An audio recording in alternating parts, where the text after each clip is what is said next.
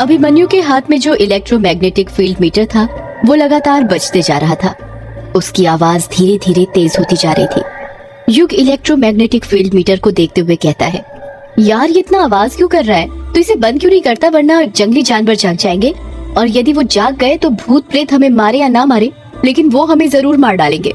अभिमन्यु चिढ़ते हुए युग से कहता है, युग तू तो ऐसे बोल रहा है जैसे मैं ये सब जानबूझकर कर रहा हूँ। ये डिवाइस अपने आप ही बजता है और वो भी तब जब आपके आसपास कोई पैरानॉर्मल एक्टिविटी हो रही हो।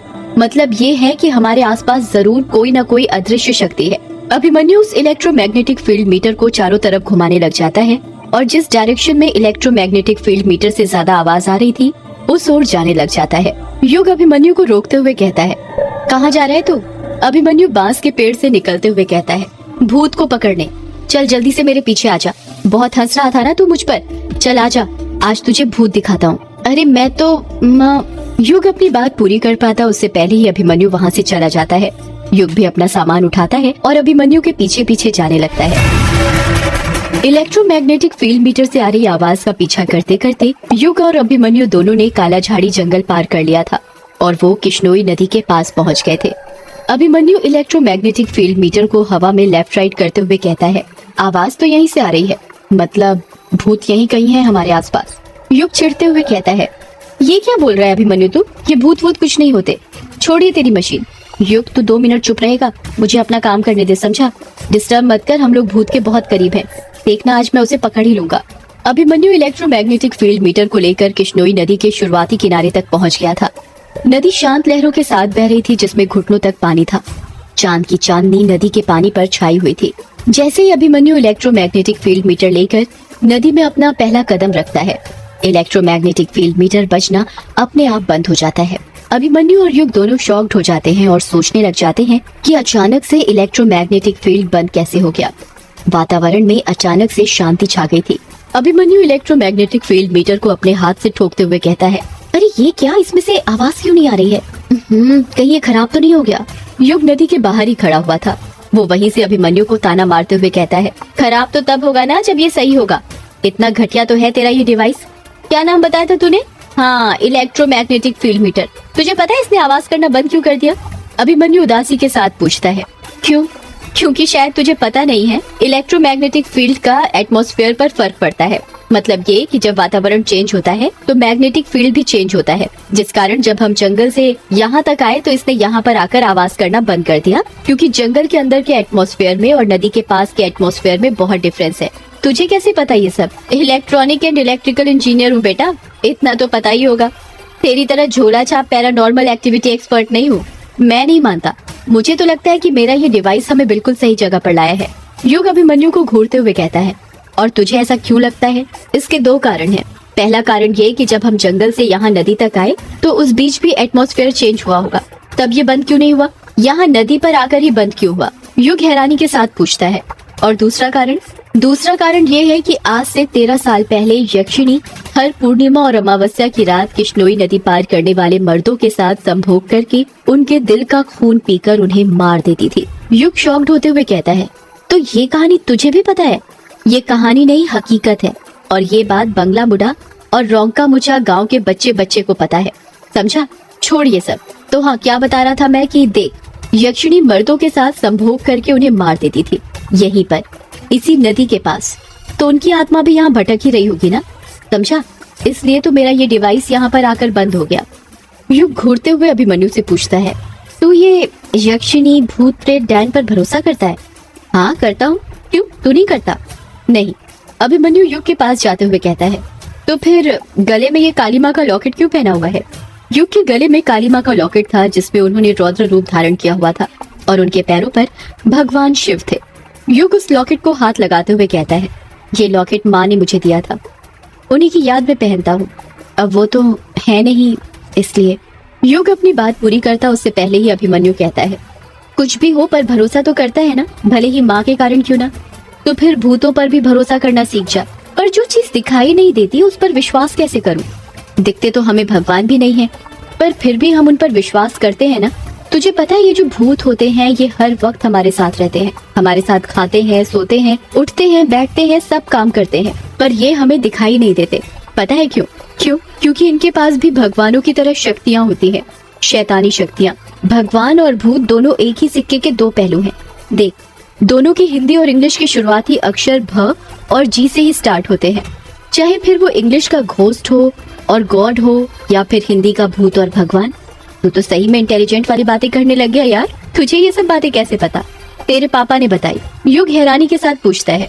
क्या कहा? मेरे पापा ने बताई है? पर कब? यार उनकी किताबों में लिखा है ये सब।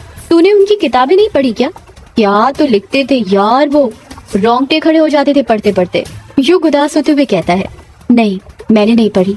वैसे भी वो सब बस कहानियां हैं और कुछ नहीं। वो कहानी नहीं है युग। तुझे पता है एक लेखक वही लिखता है जो उसकी जिंदगी में घटित होता है। हो सकता है ये सब तेरे पापा के साथ हुआ हो। यार देख, मुझे मेरे पापा के बारे में बात नहीं करनी। मैं बहुत थक गया हूँ, मुझे अभी आराम करना है, इसलिए मैं घर ग्रेवयार्ड कोठी जाना चाहता हूँ। पर तू इतनी रात में ग्रेवयार्ड कोठी क्यों जा रहा है? तू तेरे रिश्तेदारों के घर रोंका मुचा गाँव जाना। मुझे उनके पास नहीं जाना। क्यों? युग अभिमन्यु के सवाल का कुछ जवाब नहीं देता है। अभिमन्यु युग के कंधों पर हाथ रखते हुए कहता है, तू अभी भी उनसे नाराज है क्या? नाराजगी किस बात की? नाराज तो हम उनसे होते हैं जो हमारे अपने होते हैं, और वो मेरे अपने थोड़ी हैं। यार ऐसा मत बोल। यार अभिमन्यु छोड़ न तू ये सब और जाने दे मुझे। अरे ऐसे कैसे? एक काम करता हूँ, मैं भी तेरे साथ चलता हूँ। सुना है यक्षिणी के दो ठिकाने थे, पहला किश्नोई नदी और दूसरा ग्रेवयार्ड कोठी। तुझे कैसे पता ये बात? मुझे तो बहुत कुछ पता है यक्षिणी के बारे में। आखिर ऐसे ही थोड़ी सर्टिफाइड पैरानॉर्मल एक्टिविटी एक्सपर्ट बना हूँ मैं। यार बातें करना छोड़ और चल जल्दी, अब जाकर सीधे सोना है मुझे। वैसे अच्छा हुआ तू मिल गया मुझे, मैं तो रास्ता ही भूल गया था। रास्ता ही तो दिखाने आया हूँ मैं तुझे। क्या बोला? कुछ नहीं, वो देख, वो रही तेरी ग्रेवयार्ड कोठी। अभिमन्यु ने अपने हाथ से राइट साइड की ओर इशारा करते हुए कहा। जिस ओर अभिमन्यु ने इशारा किया था, जब युग उस तरफ देखता है तो वो देखता है कि ग्रेवयार्ड कोठी का ऊपरी सिरा नदी से साफ साफ दिख रहा था। ग्रेवयार्ड कोठी ऊपरी सतह पर बनी थी, जिस कारण उसका गुंबद देखा जा सकता था। ग्रेवयार्ड कोठी नदी से करीब 600-700 मीटर दूर थी। ग्रेवयार्ड कोठी के ऊपर काले काले बादल मंडरा रहे थे, जिन्हें देखकर ऐसा लग रहा था कि वो काली शक्तियां थी जो युग के आने का वहां पर इंतजार कर रही थी। युग और अभिमन्यु पैदल पैदल ग्रेवयार्ड कोठी की तरफ जाने लगते हैं। कुछ ही देर चलने के बाद वो दोनों ग्रेवयार्ड कोठी के पास पहुंच जाते हैं। ग्रेवयार्ड कोठी खेतों के एकदम बीच में बनी हुई थी। आसपास दूर दूर तक कोई घर नहीं था।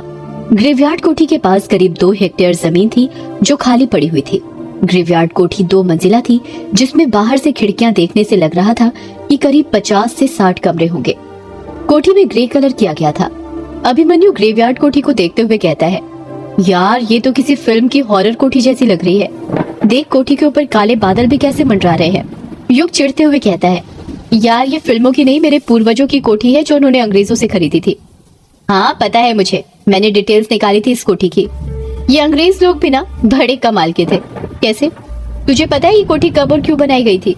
नहीं, आज से 200 साल पहले 24 अगस्त 1608 में अंग्रेज अपने इंडिया में आए थे। उस वक्त उनका भारत में शासन नहीं था और ना ही उनके रहने के लिए कोई ठिकाना था।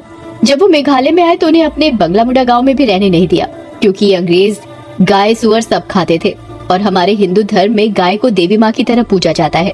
उस वक्त अंग्रेजों के एक जनरल ने मोटी रकम देकर जमीन खरीदनी चाहिए, पर गांव वालों ने मना कर दिया। फिर क्या हुआ? होना क्या था? हम सबको पता है कि इंडिया में लालची लोग भरे हुए हैं। उस वक्त बंगलामुडा के राजा अंग्रेजों से मोटी रकम भी हथियाना चाहते थे और प्रजा को निराश भी नहीं करना चाहते थे। इसलिए उन्होंने बंगलामुडा गांव के बाहर जो कब्रिस्तान वाली जमीन थी वो उन्हें बेच दी।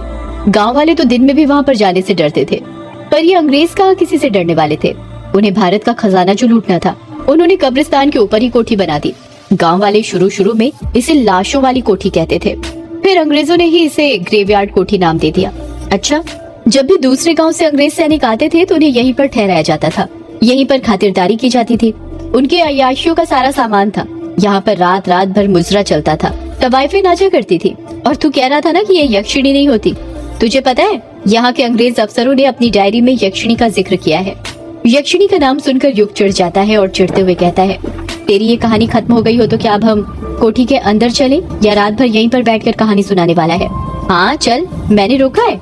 तुझे ही कहानी सुनने में मजा आ रहा था, इसीलिए मैं सुना रहा था। ग्रेवयार्ड कोठी का दरवाजा करीब 10 फुट ऊंचा था। जब युग और अभिमन्यु दरवाजे के पास पहुंचते हैं तो अभिमन्यु देखता है कि दरवाजे पर एक बड़ा सा ताला लगा हुआ था, जिस पर जंग लग गया था। अभिमन्यु ताले को हाथ लगाते हुए कहता है, अरे इस पर तो ताला लगा हुआ है, तेरे पास ताले की चाबी है क्या? युग अपना बैग टटोलने लग जाता है और कहता है, रखी तो थी इसकी चाबी मेरे पास, कहाँ गई दिख क्यों नहीं रही? हाँ ये रही। युग अपने बैग से ताले की बड़ी सी चाबी निकाल लेता है। एक औरत की आवाज सुनाई देती है, खोल जल्दी दरवाजा। युग हैरानी के साथ कहता है, यार तूने आवाज सुनी? अभिमन्यु पूछता है, कैसी आवाज? औरत की आवाज। यार वो कह रही थी खोल जल्दी दरवाजा। क्या कहा? औरत की आवाज? लगता है तेरे कान बज रहे हैं। अभी तो मुझे कह रहा था कि मैं कहानी सुना रहा हूँ, अब तू क्या कर रहा है? चल जल्दी ओपन कर कोठी, मैं भी तो देखूं इसमें क्या क्या राज बंद है। युग चाबी को ताले के अंदर डाल देता है। जैसे ही चाबी ताले के अंदर जाती है, आसमान में तेज बिजली चमकती है। बिजली इतनी तेज चमकी थी कि ऐसा लग रहा था आधी रात में उजाला हो गया हो। युग चाबी को ताले के अंदर घुमाने लग जाता है, पर जंग लगा होने के कारण चाबी घूम नहीं रही थी। युग चाबी घुमाते हुए कहता है, अरे ये क्या, ये घूम क्यों नहीं रही? घूम जा अब खुल भी जा। अभिमन्यु हैरानी के साथ पूछता है, क्या हुआ? यार चाबी अंदर ही टूट गई। क्या कहा? चाबी टूट गई? पर कैसे? यार इतनी पुरानी चाबी है, ऊपर से जंग लगी हुई थी तो टूटेगी ही ना। अभिमन्यु अपने सिर पर हाथ रखते हुए कहता है, तो फिर अब क्या करें? युग कुछ कहता उससे पहले ही एक औरत की आवाज सुनाई देती है, पत्थर उठा और तोड़ दे ताला। युग कहता है, अच्छा आइडिया है, पर तू लड़की की आवाज में क्यों बोल रहा है? अभिमन्यु हैरानी के साथ कहता है, मैंने क्या कुछ बोला, मैं तो जब से चुप हूँ। युग अभिमन्यु की बात पर ध्यान नहीं देता है। वो पास में ही जमीन पर रखा बड़ा सा पत्थर उठाता है और उसकी मदद से दरवाजे पर लगा ताला तोड़ने लग जाता है। 3 बार पत्थर से ताले पर वार करने पर ही खट से ताला टूट जाता है। जैसे ही ताला टूटता है, औरत के चीखने की आवाज सुनाई देती है। युग कुंडी खोलकर दरवाजे को अपने हाथों से धक्का देने लग जाता है, पर दरवाजा इतना भारी था कि उस अकेले से धक्का नहीं दिया जा रहा था, इसलिए अभिमन्यु भी उसकी मदद करने लग जाता है। अभिमन्यु और युग अपनी पूरी ताकत लगाकर दरवाजा खोल देते हैं। जैसे ही दरवाजा खुलता है, धड़धड़ाते हुए जोरों से बारिश होने लग जाती है। दरवाजा खुलते ही एक औरत की फिर चीखने की आवाज सुनाई देती है। युग डरते हुए कहता है, कौन है? कोठी के अंदर से औरत की आवाज सुनाई देती है, मैं यक्षिणी, तेरी मौत। सदियों से है पुरानी ये है यक्षिणी की कहानी।